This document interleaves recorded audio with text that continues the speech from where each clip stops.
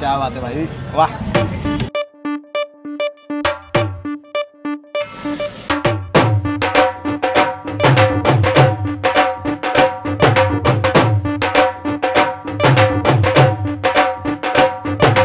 ऐक ना, कुठेही पावभाजी मध्ये ना एक पापड आणि लोणच्याची वेगळी प्लेट येते बरं का. येते येते.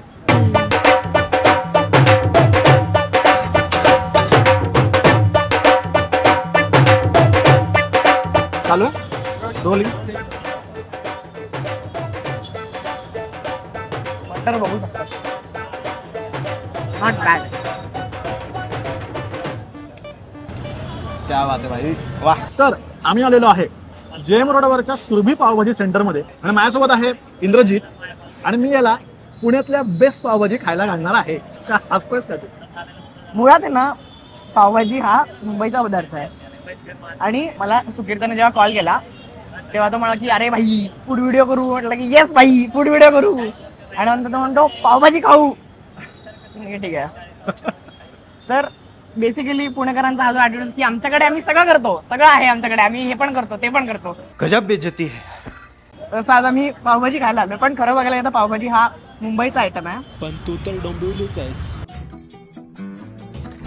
अरे म्हणजे मुंबईत जास्त खाल्ली पावभाजी मी, पण नाही म्हणजे मी पुण्यामध्ये आतापर्यंत कधीच पावभाजी नाहीच खाल्ली आहे. बरोबर. Very much excited to try that.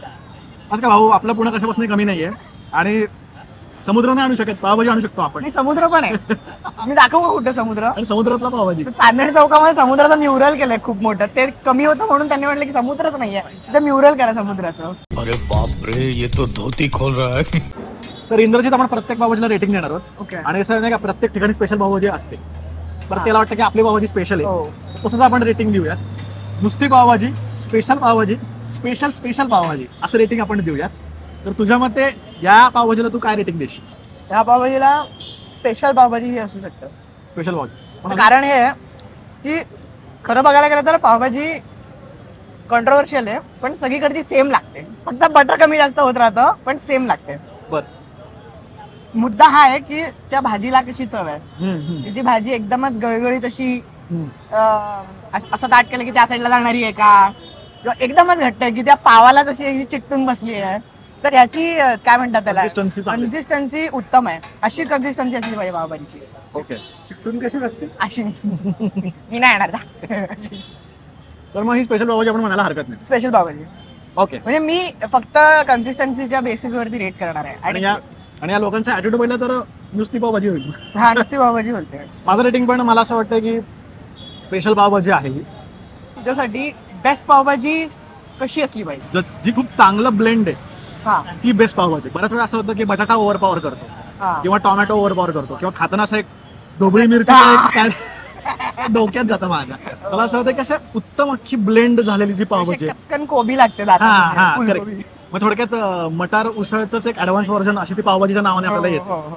तो मला प्रकार आवडत नाही. मला असं ते छान ब्लेंड आवडतो पावभाजीचा. तुला काय पावभाजीतलं बेस्ट हे बघ, बेस्ट पावभाजी तुझ्या मते कुठली आहे? पावभाजी मी पर्सनल हे आहे माझं, असं काही डोंट हे असं नाही का समजू की, पण मुद्दा असा की ही जी पावभाजी ना मी रोज नाही खाऊ शकत. ही जी पावभाजी आहे ना इज ग्रेट. काहीच म्हणजे हे असं मुंबईमध्ये पण जे मिळतं ते पण ग्रेट आहे, काहीच प्रॉब्लेम नाही त्याला.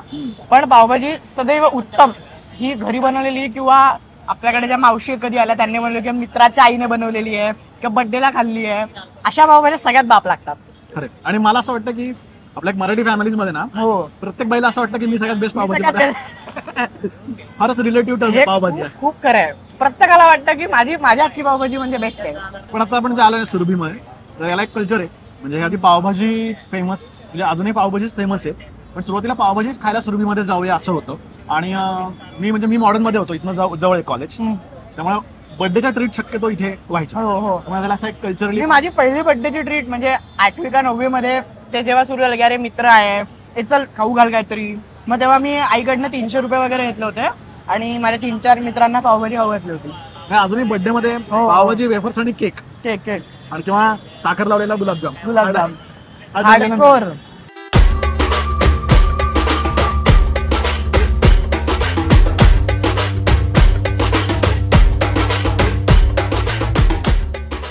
इथली पावभाजी आहे ना, ती प्रेझेंटेशन वाईज खूप छान आहे. म्हणजे बघ ना, तो कांदा त्यांनी वेगळ्या पद्धतीने कापलेला आहे. हे बटर असं जे मध्ये ठेवलंय तब्येत आहे. आणि बाय द वे व्यवस्थित पावभाजी. इथला म्हणजे पिझ्झा जन्म झाला असेल इटलीत भेटलीत, पण भाऊ आपला इथला वेगळा पिझ्झा आहे. तर आपण घरगुती टाईप असतो ना, फक्त पिझ्झा असं पिझ्झा सांगायचं, पिझ्झात व्हरायटी नाही. क्लिपार्टी पिझ्झाचं पॉवर पॉईंट पिझ्झा येतो. तर स्मॉल पण मिळतो आणि मोठा पण मिळतो. तर क्लिपार्ट पिझ्झाचा आहे तो पण ट्राय करतो. इथला एक खासियत आहे. आणि म्हणलं ना की जुनं ठिकाण असल तेवढाच महाग असतो. तर फक्त 4 पदार्थ मिळतात इथे. अच्छा, पावभाजी, पिझ्झा, तवा पुलाव आणि मसाला पाव. बेस्ट. त्यापेक्षा जास्त काही नाही. पावभाजी खाणे कशी आपण सांगूयात. चालेल चालेल.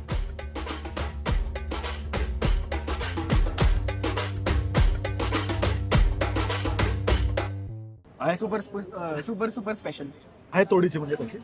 पण ही थोडीशी याच्यावरचे मसाले ओव्हरपावरिंग आहेत. ओके, मी खाऊन बघ. पहिल्या घासाला छान वाटतंय, नंतर थोडस जास्त बर्निंग वाटतं.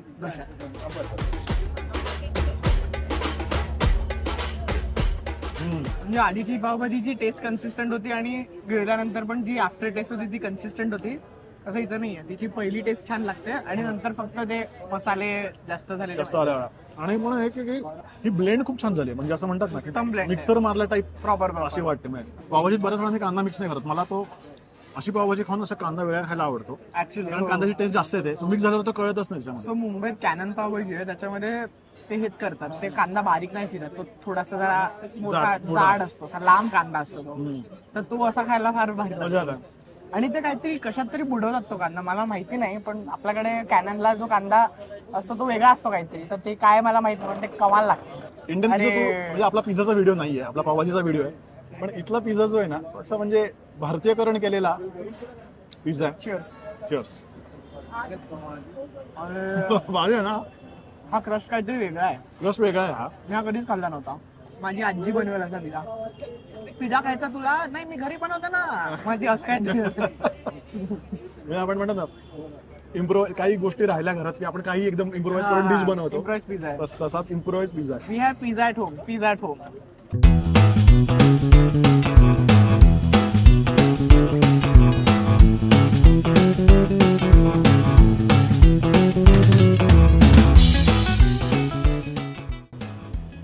तर इंद्रजित, आपण आता आलेलो आहे कीर्ती पावभाजीमध्ये, जे फर्ग्युसन कॉलेज रोडवरती आहे. आणि हे 73 सालापासून. पण झालं असं की आता वैशाली किंवा रुपाली किंवा फर्ग्युसन वरती इतके जॉईंट झाले ना की हे तसं झाकवलं गेलं. म्हणजे आता हे लोकांना असं माहितीतलं नाहीये, पण हे one of the oldest pav bhaji मिळणारे ठिकाण आहे. आणि जे जुने फर्ग्युसन मधले लोक आहेत ते मे बी रिलेट करू शकतील कीर्तीला, कारण ते लोक पावभाजी खायला यायचे. तर कसं सगळे कॉम्पिटिशन झाल्यामुळे यांनी नाही का बऱ्याच बर्गर आणि ह्या गोष्टी इथे इंट्रोड्यूस कराव्या लागल्या यांना. पण मेनली हे पावभाजीचं ठिकाण आहे. मी म्हणजे फर्स्ट टाइम खातो इथे, कारण मी फक्त ऐकून होतो. प्रत्येक कॉलेजच्या बाहेरचं जे स्ट्रीट फूड कल्चर आहे ते वेगळंच असतं. म्हणजे आमच्या कॉलेजच्या बाहेर, रुईयाच्या बाहेर डीपी होतं, दुर्गा परमेश्वरी, सगळ्यात जुनं. आणि आतापर्यंत बाहेरची पावभाजी जी खायची झाली तर मला तिकडचीच फार आवडते, कारण त्या पावभाजी टेस्ट पण जास्त नॉस्टॅल्जी आहे डायरेक्ट. मी खूप लोकांना ऐकलंय की डीपी. म्हणजे ज्यावेळेस आमच्याकडे असं पैसे आहेत बाबा आज काहीतरी छान खाऊयात, तर आम्ही डीपीला जायचो. आता मी लय ऐकलंय सरदार पावभाजी, लय त्याची रीला बघितल्या. तर कशी आहे मग की सरदार पावभाजीची काय खासियत आहे? मी नाही खाल्ली आतापर्यंत सरदार पावभाजी. काय सांगतो तू? मुंबईचा असून, डोंबिवली असता तरी मुंबईचा असून. हो, नाही सरदार पावभाजी नाही खाल्ली. मग तू तुझ्या मते मुंबईतली सगळ्यात बेस्ट पावभाजी कुठली आहे? मी जिथे जिथे पावभाजी खाल्ली आहे तिथपर्यंत मी सांगू शकतो, एक तर ऑब्व्हियसली कॅननची खूपच चविष्ट भाजी लागते. आणि दुसरं म्हणजे ऑब्व्हियसली दुर्गा परमेश्वरी ही आलेली आहे. ती पहिली अशी आपल्या क्रॉल पैकी ही अशी पावभाजी आहे ज्याच्यामध्ये भाजीचा रंग अतिशय रिअलिस्टिक आहे. हा, कुठे टाकलेला नाही रंग असा लालसर. आणि मे बी ना त्यांनी ज्या पद्धतीने सर्व्ह केली आहे ना, ते मला घरगुती कशा पावभाज्या असतात घरगुती अशी वाटते. खोडरबर डायरेक्ट. खोडरबर आहे ना? खोडता येईल काय? काकडी कोण देतात पावभाजी सोबत? पण देतात पुण्यात खूप ठिकाणी काकडी देतात. काय काय म्हणजे भरपूर मुंबईतल्या ठिकाणी किंवा आता आमच्या गावी वगैरे जळगावला तर पापड देतात पावभाजी सोबत. आणि हे असतं लोणचं. लोणचं तर असतंच, लोणचं काही ठिकाणी असतं.